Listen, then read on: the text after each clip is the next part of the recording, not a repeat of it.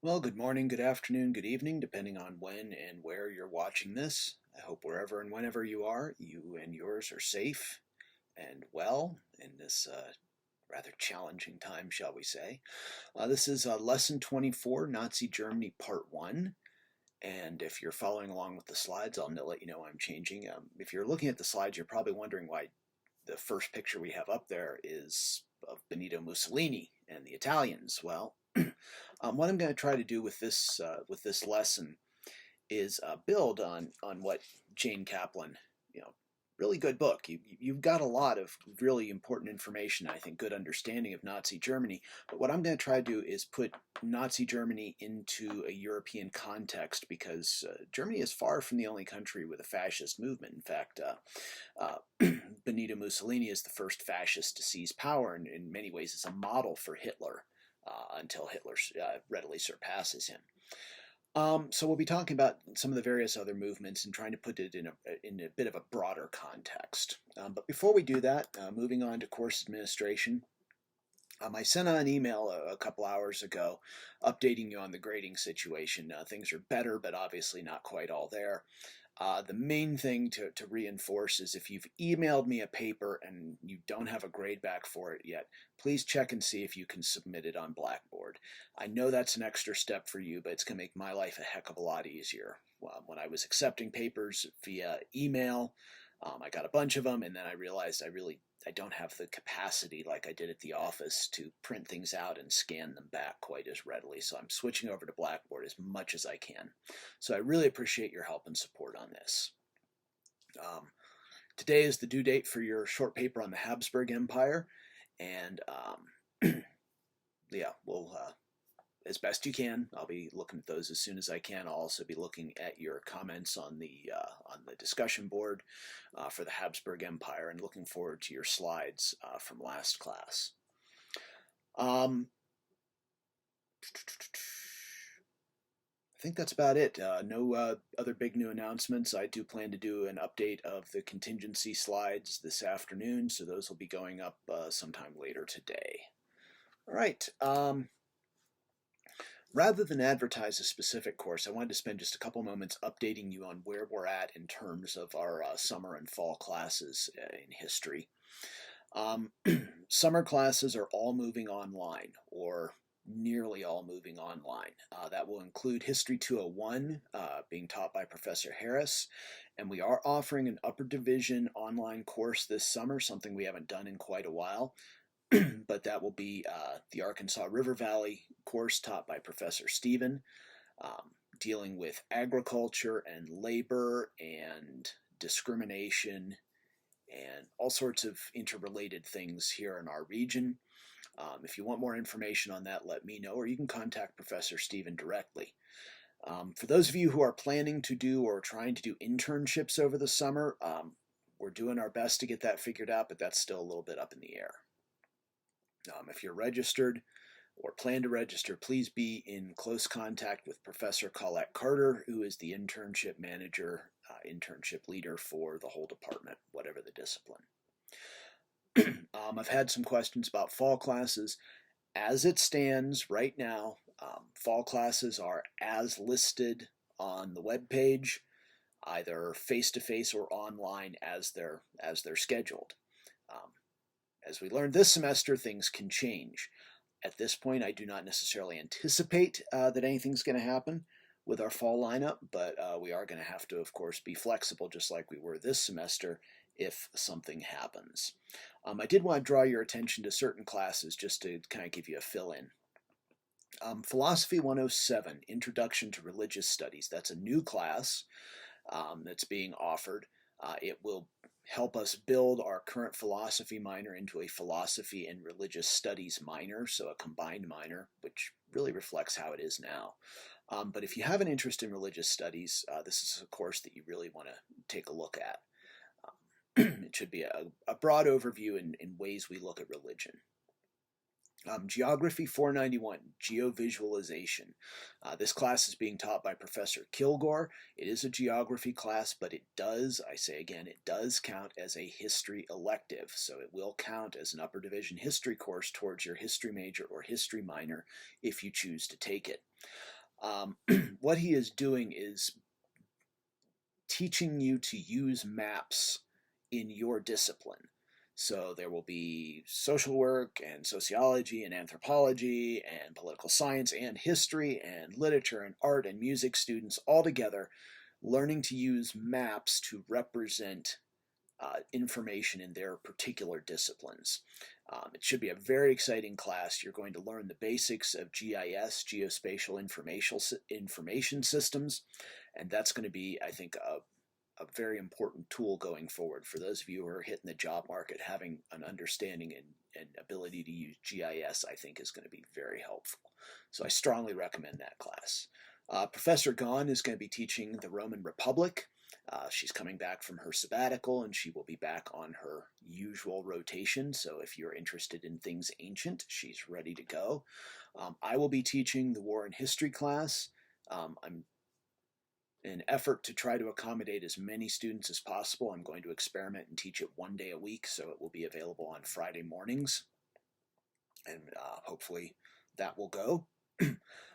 Professor Stephen will be teaching our Modern China class. That will be an evening class. So again, we're trying to accommodate as many people's schedules as possible. The special topics course on Latin American history, we have not yet identified our Fulbright scholar. As you can imagine, things are a little busy over at State Department right now, but we hope to have some clarity on that before too very long. And then finally, Professor Gahn will be teaching the special topics course on Roman law, which is in the process of becoming a permanent offering. The Roman law course will count as a history course or as a legal studies course if you're in the legal studies minor.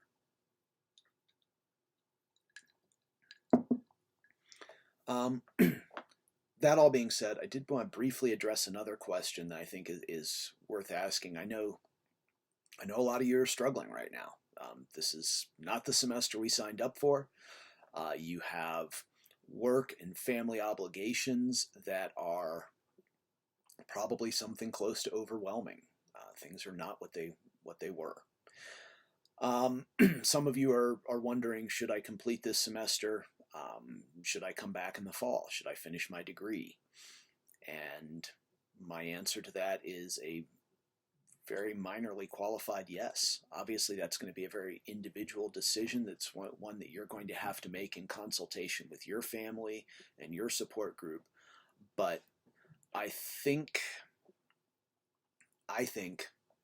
one of the major lessons to come away from this pandemic is going to be that people who have the education to pursue very flexible jobs have an economic advantage. The reality is those of us who can telework, those of us who can work unsupervised, those of us who can adapt to a wider variety of circumstances in terms of leadership and management and analysis are doing okay. And those who were in jobs that didn't require those skills are in some cases finding themselves in economic trouble. And that's not a moral judgment, that's an economic one. So I really do feel like college is going to be an increasingly valuable investment in the coming years as our economy adapts to new circumstances. If you or somebody you know is considering, should they, well, you have already started college, obviously, but somebody's considering starting college and saying, oh, I don't know about that. I still think this is a good time to get started for a number of reasons. Number one, I think, and while they certainly haven't sorted out the various stimulus packages and unemployment benefits are going to make going to college easier in the coming years rather than harder. I think there's going to be more support for that available, even if government funds overall may decrease in supporting higher education. I think the availability of benefits to individuals is going to increase. So it's in my opinion not a bad time to be starting college if you possibly can. Again, this is very broad advice, And I don't know your particular circumstances of those of your friends and family, but I do offer you some encouragement that this is not necessarily a bad time, in my way of looking at things, for you to finish your degree or even to get a degree started. All right. Well, that being said, we'll move on to a happy note. The federal government continues to hire. In some cases, the process has been slowed or delayed in some ways, but nevertheless, these jobs are still out there. Being a foreign service officer is not a bad one. And one of the things that I wanted to point out is that in these kinds of jobs, in these kinds of jobs in what Professor Carter would refer to as the bureaucracy, there's actually a lot of variety to be had. And so these are actually a whole bunch of positions that were listed within the State Department simultaneously. And, they all look interesting to me, maybe some a little more than others, but, that's personal preference. So as far as I'm concerned, it's not a horrible time to be on the job market if you have those kinds of skills and you're looking for those kinds of jobs. All right, moving on to the writing tip of the day, that would be, well, a little bit out of Turabian. We need to make sure we understand that when we are citing sources in Turabian, that there is a specific format for web pages. Web pages for using footnotes, web pages using bibliographies. This is different than accessing materials through the web. What I mean by that is a web page is something that exists only on the web. It doesn't have any other existence, never had, never will. But materials that are accessed through the web we treat differently. Those are ebooks, those are journals on JSTOR or EBSCOhost, those are documents that have been uploaded from archives or from somebody's personal collection. So the first thing you need to do when you are deciding how do I cite this source is to identify, is this a website or is this some other kind of material that I'm simply looking at on the web? And that will help you identify the correct way to cite your source. All right, moving on. I look forward to your questions on the discussion board. That should be fun. There's always some good questions, and I appreciate the enthusiasm with which you're engaging in this. Again, I'm still monitoring all the discussion boards, so if you are catching up, you are welcome to post questions, either original ones or you can add on to an existing discussion chain on any of the lessons going back essentially to spring break and before. So carry on. No, and I chose these pictures in particular to put up for the question slide, just to remind us that fascism was not confined to countries where it triumphed. There were fascist movements in other countries, including in the United Kingdom and Great Britain. In this case, the fascists never seized control in Britain, but nevertheless they were a force, at least temporarily. And before we get a little too full of ourselves, it's worth remembering that there were fascist movements in the United States as well. So we are not immune there ourselves. All right. So let's talk about fascism. Yay, what fun. One of the things that we kind of struggle with during in understanding this time period, there's a lot to struggle with in understanding this time period, but is simply understanding the terminology.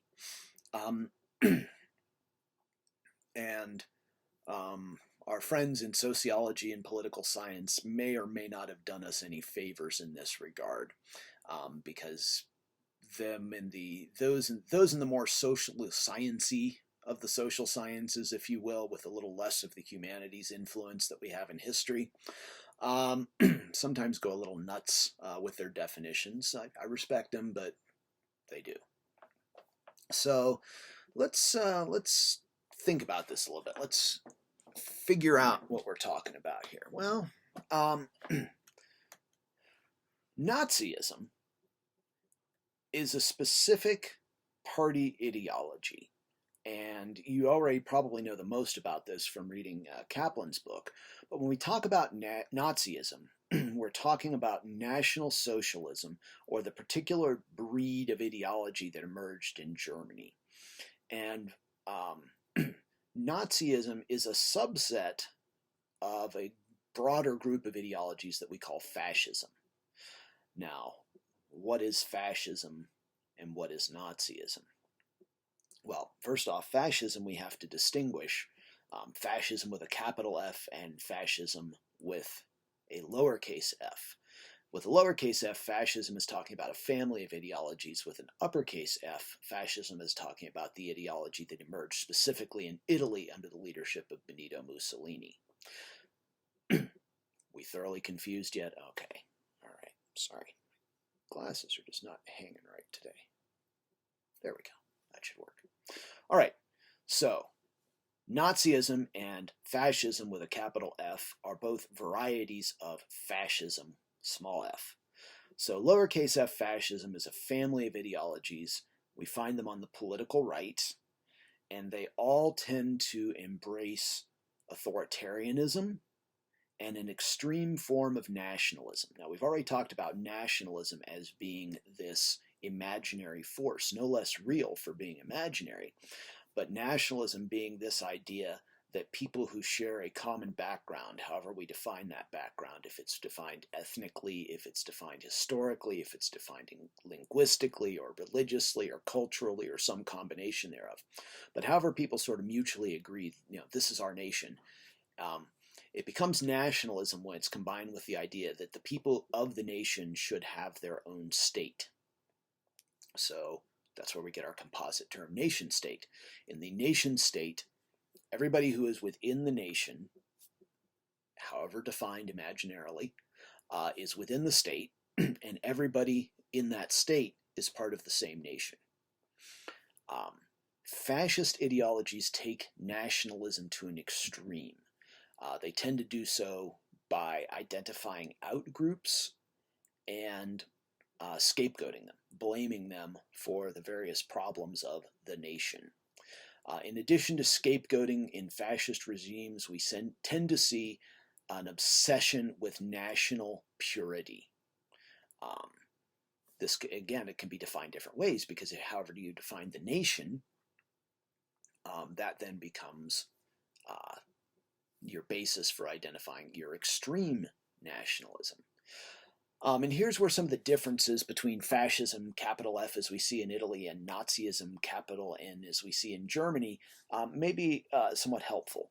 For example, Nazism developed an extreme obsession with anti-Semitism, with hatred of Jewish people, and designating Jews not as a religion, but as a race.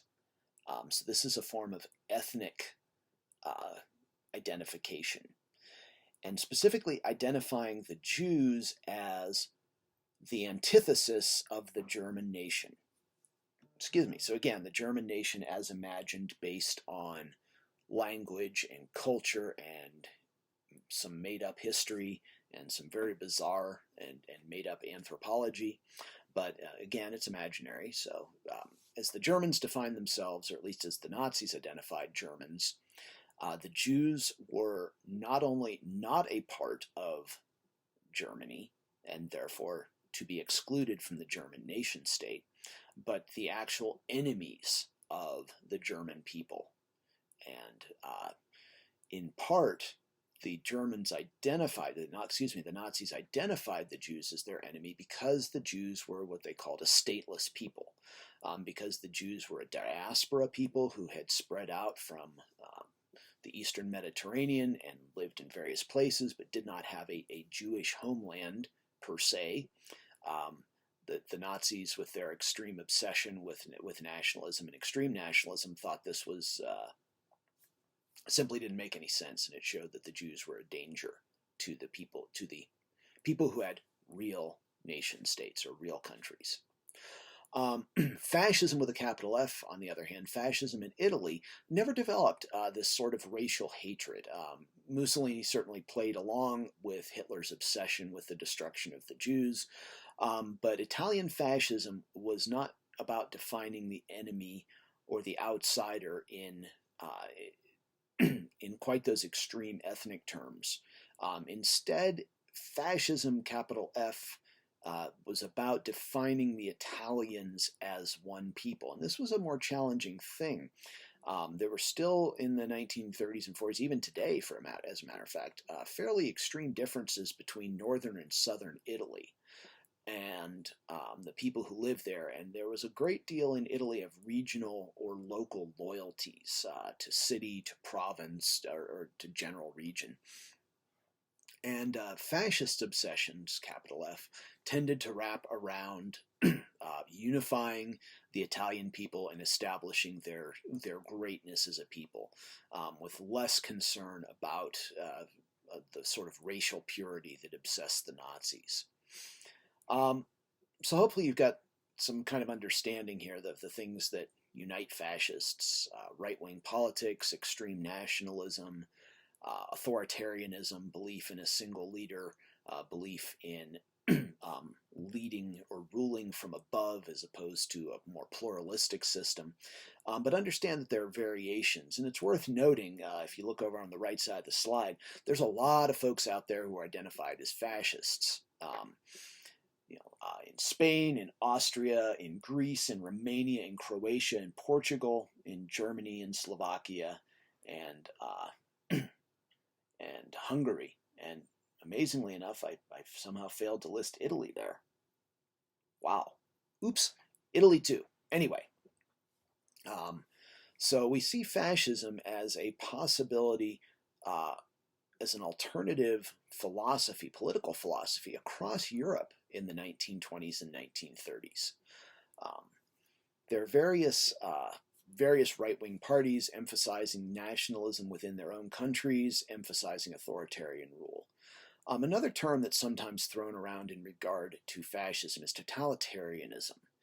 And it's a useful term if we don't take it too far. Totalitarianism was a term coined by Hannah Arendt, and her argument was that on both the right and the left in the 1930s, and on the left, I mean, we're talking about Stalin's Soviet Union. Excuse me. Still a little sore. Ice water helps. Anyway, whether on the extreme right or the extreme left, the idea of totalitarianism is kind of what it sounds like. The idea of total immersion in the state.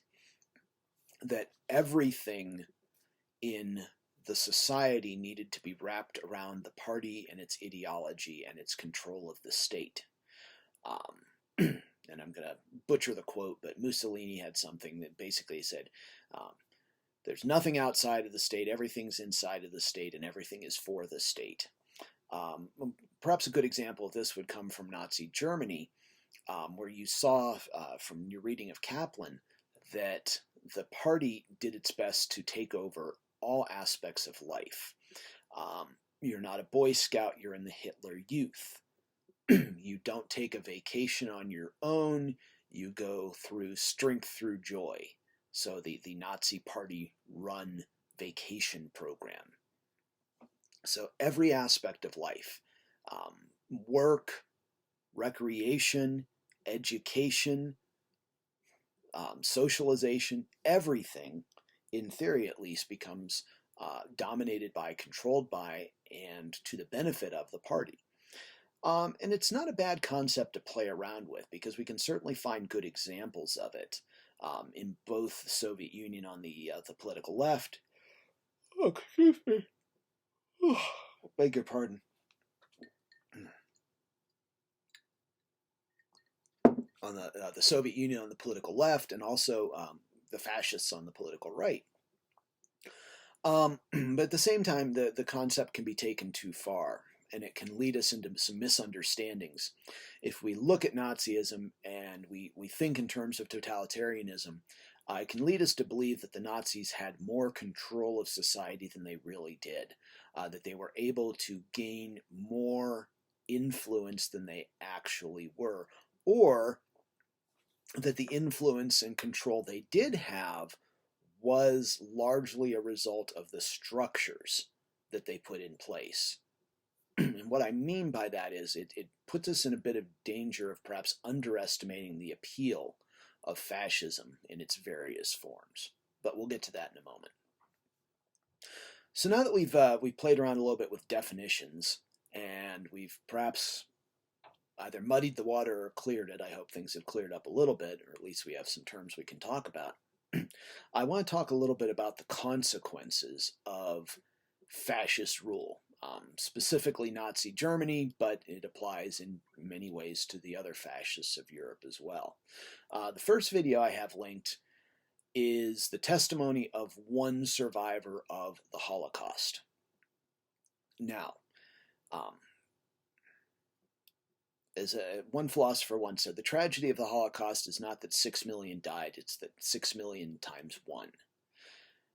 And what we're getting at here is the idea that all of the lives lost in the Holocaust, the 6 million Jews and the millions upon millions of others, of Poles, of Slavs, of homosexuals, of Roma, of the mentally disabled, of the physically disabled, of the various groups that the Nazis targeted for destruction, all those people who died were real people.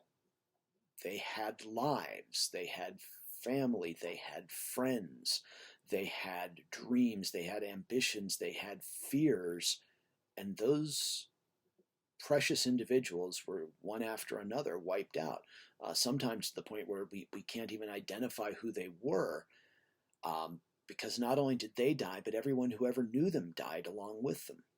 And it's a horrific tragedy, but the numbers can be numbing. So what this video is, it's one Holocaust survivor's story. And you'll notice that he draws his own conclusions about what that experience means. He's now an American citizen, and he draws some conclusions about American politics.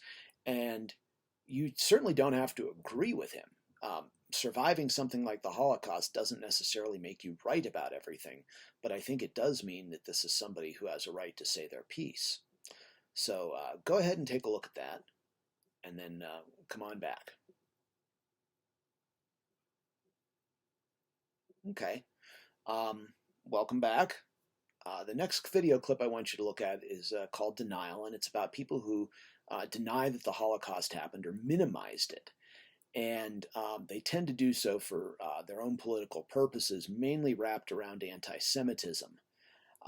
And again, in the contemporary world, this can get fairly complex and even contentious. Is it anti-Semitic to oppose certain Israeli policies? Is not liking Israel not liking Jews?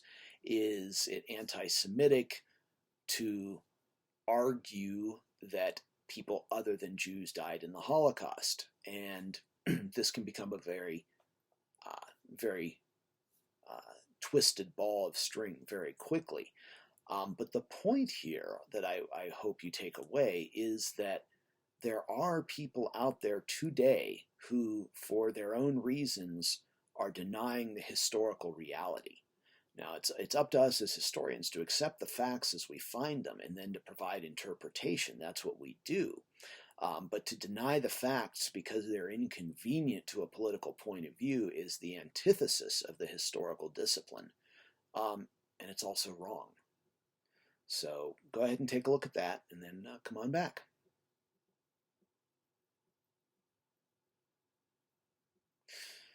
All right. The last topic I want to tackle today in our discussion of fascism, and sorry, I'm slipping in the chair there. That's better. And by the way, no, I do not have a Hitler t-shirt, fortunately enough. I'm sure that's a relief to go with today. Today it happened to be Napoleon, there he is peeking out, that came out in the closet. So it's a historical t-shirt, even if it's not germane to the topic today. Anyway, to deal with this topic of fascism in general, Nazi Germany in particular, one of the things we really need to wrap our minds around is how this came to pass. And this is an especially difficult question since you've just watched the testimony of a survivor and you've watched a video about the villainy of Holocaust denial, and a lot of it you're probably wrapping your minds around going, well, well, duh, obviously this stuff happened. Why? And it was obviously bad, so why would anyone possibly, under any circumstances, have felt this was a good idea? There's a number of reasons for that we can get into. The one I want to tackle first is the idea that once fascists gained power, uh, their what's the word I'm looking for? Their control, and this harkens back to the idea of totalitarianism, their control of the systems enabled them to raise an entire generation, and if you inculcated with their values, that's the word I'm looking for. And there's a great deal of truth to that. Education for Death is actually a Walt Disney cartoon, not nearly as funny as the Ductators, which, by the way, the Ductators you can find on YouTube, and I do I do recommend that you take a moment after we're done with all this and just relax a little bit and laugh because, well, they deserve it. To be laughed at is what I mean. Okay, I'll actually go on that tangent there.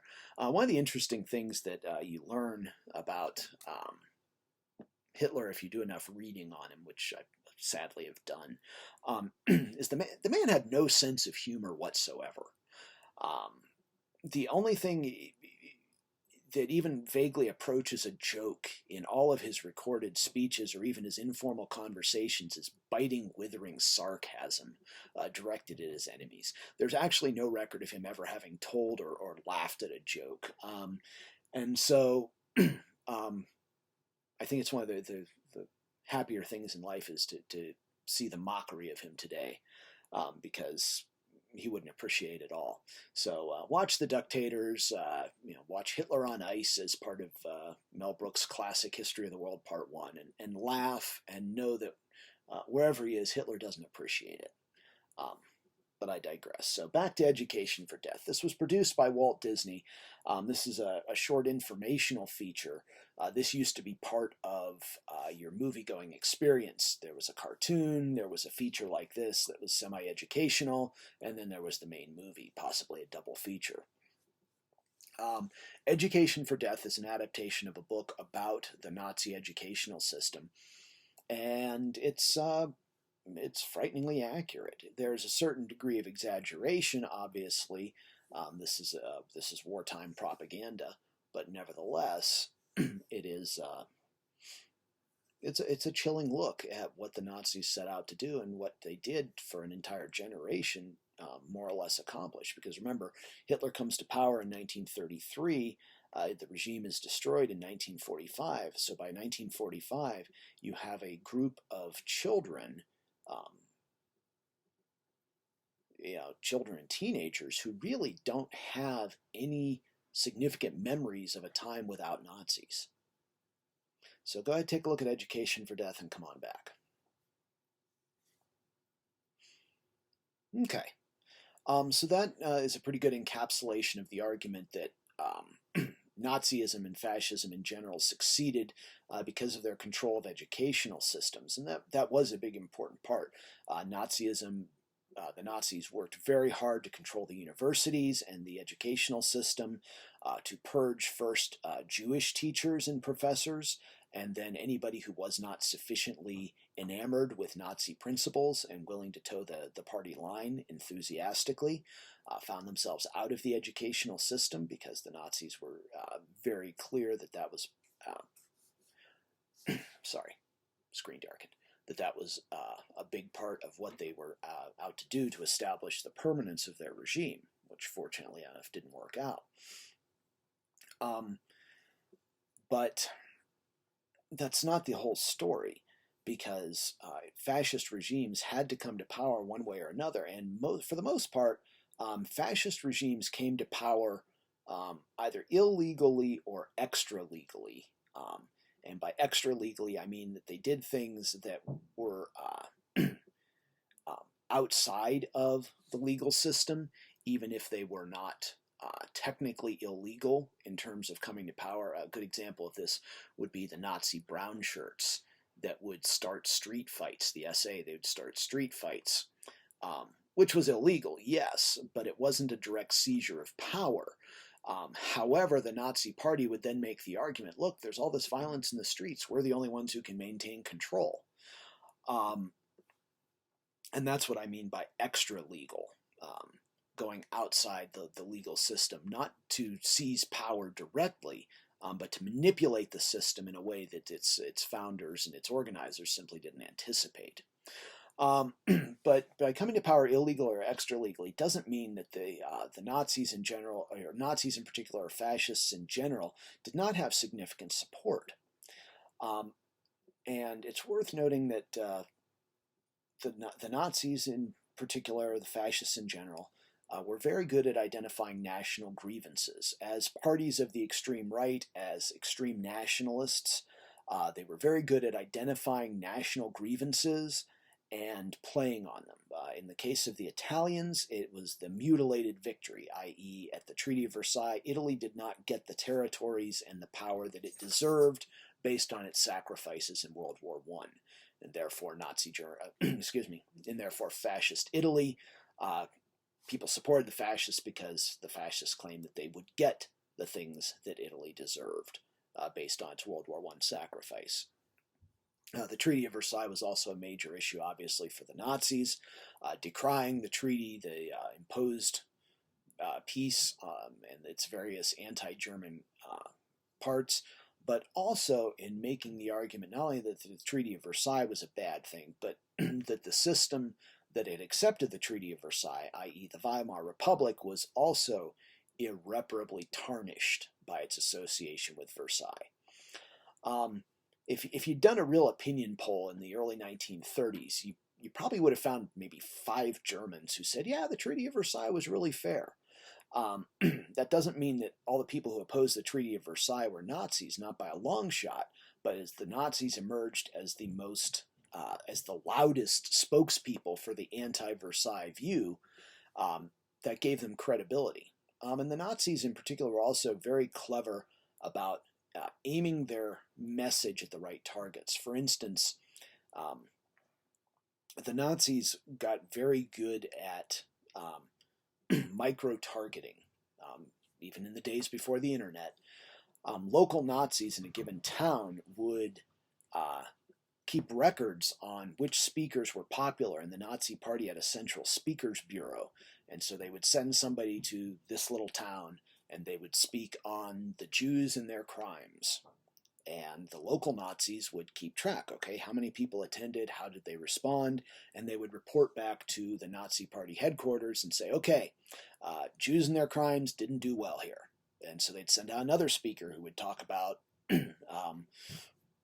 why democracy was a bad thing and why it disadvantaged the people of this town, of small towns. And again, the local Nazis would keep notes, how many people showed up, how did they respond. They'd say, okay, that one played well, right? And so they would keep records for all these little towns, and they would send speakers and send materials to those towns that appealed to the particular local concerns.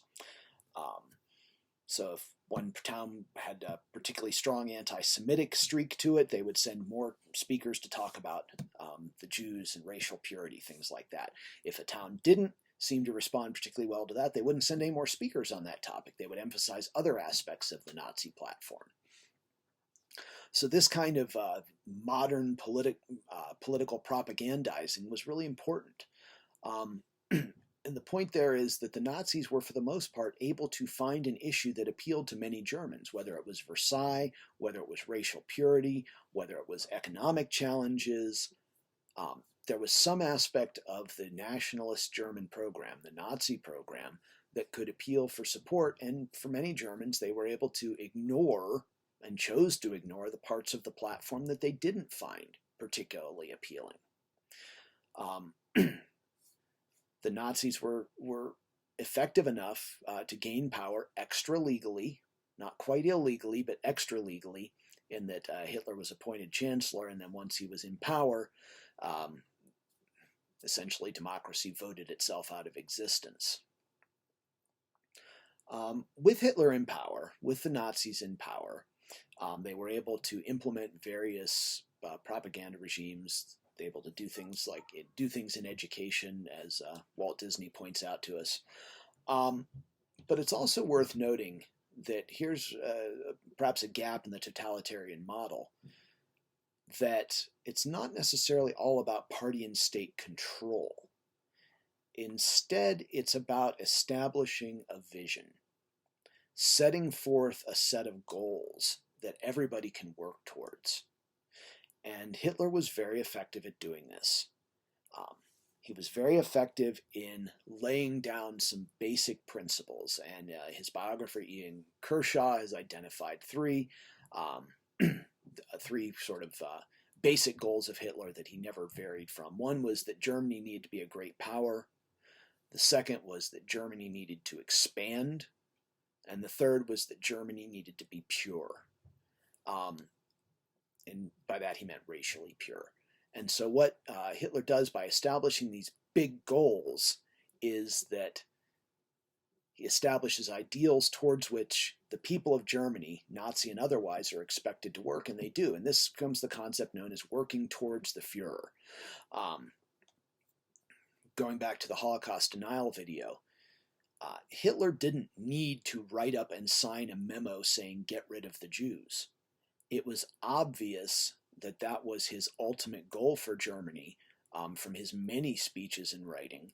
And so in many ways the Holocaust comes about not because Hitler sits down at his desk one day and writes down, okay, time for the Holocaust, get started on the final solution, but rather because the various bureaucrats and party members around Germany and in the conquered territories are trying to do what they think Hitler would want them to do.